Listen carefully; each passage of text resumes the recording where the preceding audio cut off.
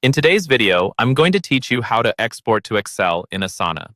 By the end, you'll know exactly how to get your project data out of Asana and into a spreadsheet so you can sort it, filter it, and analyze it however you like. Let's start from inside Asana. First, open the specific project you want to export. This is important because Asana only exports the data for the project you currently have open, not your entire workspace.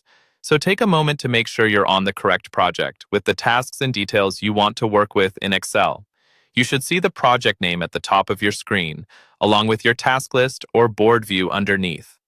Once your project is open, move your cursor up to the top of the page and look for the project name. Right next to that name, you'll see a small drop-down arrow. Click that arrow.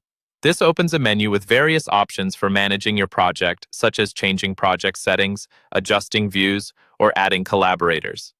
In that drop-down menu, look for the option labeled Export Print.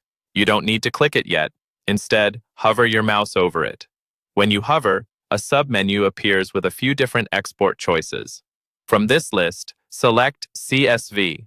Choosing CSV tells Asana to prepare a file containing your project data in a format that Excel can read. A CSV file is just a simple text file where each column of data is separated by commas. Most spreadsheet tools, including Excel, Google Sheets, and others, can open this format without any problem. As soon as you click CSV, Asana will begin generating the export. Depending on the size of your project, this might take a moment. Your browser should then download a file, usually named after your project, with a .csv extension. Check your Downloads folder or your browser's download bar to locate it.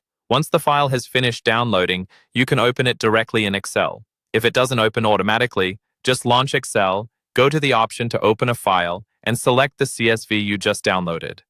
Your Asana tasks will appear as rows, with details like task names, assignees, due dates, and other fields organized into columns. From there, you're ready to sort, filter, create charts, or do any further analysis you need.